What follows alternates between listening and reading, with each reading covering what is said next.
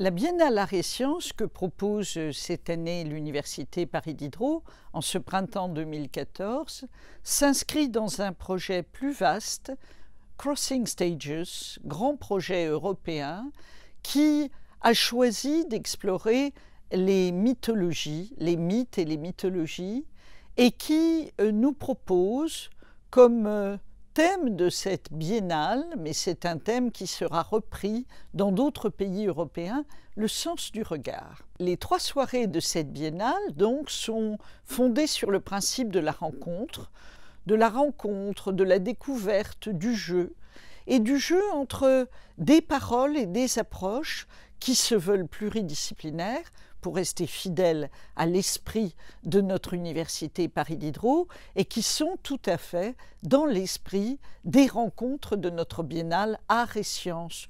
Alors le premier soir, le mardi 8 avril, nous allons adopter une perspective très large en accueillant d'abord un historien, Georges Vigarello, grand historien du corps, de la beauté, de la virilité, de tous les traitements faits au corps, des changements des apparences. Et il a choisi d'aborder le thème suivant, le regard et le corps, pour une histoire de la subjectivité en Occident. Après cette ouverture, nous nous promènerons de la terre au ciel, ou plutôt du ciel à la terre, avec Jean-Pierre Luminet, astrophysicien, et Jean-Pierre Luminet va nous parler des figures du ciel. Et puis nous reviendrons à la Terre avec Luz Nera, professeure à l'université de Madrid III, dont elle est vice-recteur, Luz Nera qui va nous proposer une communication sur les mosaïques romaines et sur la manière, sur ce que les mosaïques romaines ont à nous dire des mythologies. Et donc, en regard de ces 3 communications de la Terre au ciel, on explorera le cosmos tout entier. Et bien Bertrand Crimet, qui est magicien, qui est mime, qui est illusionniste, nous proposera des interludes magiques. Le deuxième soir, le mercredi 9 avril, nous allons aborder le sens du regard avec une communication du professeur José Alain Sahel. José Alain Sahel est directeur de l'Institut de la Vision, qu'il va nous proposer une nouvelle lettre sur les aveugles, point d'interrogation, qui lui permettra à la fois de revisiter l'héritage des Lumières et de parler des plus récentes découvertes de ce champ de recherche qui concerne le sens du regard. Après José Alain Sahel, nous aurons une communication du professeur Patrick Dandrey qui est professeur à la Sorbonne, Paris IV, qui est un éminent spécialiste de la littérature du XVIIe siècle. Eh bien, il nous proposera une intervention au titre énigmatique « Péril de la fascination sur le mythe ancien des regards contagieux ». Alors il nous parlera, je crois, du jeu du regard, du pouvoir du regard dans le ravissement amoureux. Et puis nous accueillerons un artiste, Michel Jaffrenoux. Michel Jaffrenoux, c'est l'homme qui, en France, a fait monter la vidéo sur scène.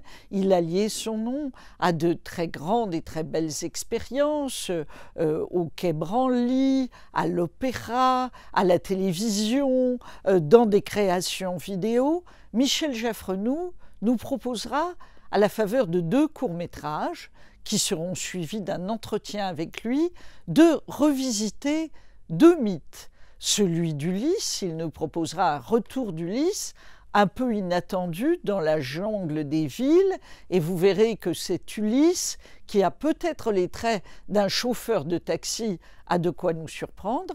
Et puis, nous entrerons avec lui dans le labyrinthe du Minotaure. Alors, nous y serons bien sûr avec Ariane, mais c'est d'un Minotaure en 3 dimensions qu'il s'agit. Alors, le jeudi 10 avril, jour national de la culture à l'université, sera consacré d'abord à 2 grands mythes.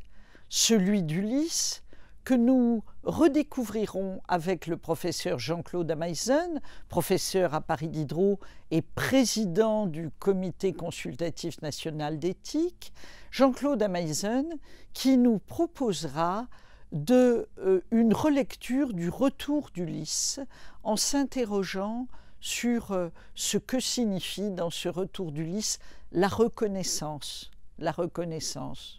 Lorsqu'il fut de retour enfin dans sa patrie, le sage Ulysse, disait Apollinaire, son vieux chien de lui se souvint. Qu'est-ce que reconnaître l'autre et comment le reconnaît-on? Et puis avec Jean Delabroix, professeur de littérature à l'université Paris Diderot, nous entrerons dans un autre grand mythe qui a d'ailleurs donné son titre à un essai célèbre de Maurice Blanchot, Le regard d'Orphée, et Jean Delabroix a choisi de nous parler d'Orphée ou le regard interdit. Et après ces deux explorations de deux mythes fondateurs, eh bien nous proposerons à notre public d'entrer dans le jeu de l'amour et du regard. La dernière parole de cette biennale appartient au conteur et c'est Henri Gougaud qui viendra partager avec nous des contes de la cécité ou contes de la vision, contes d'amour, contes de découverte, où le regard intervient.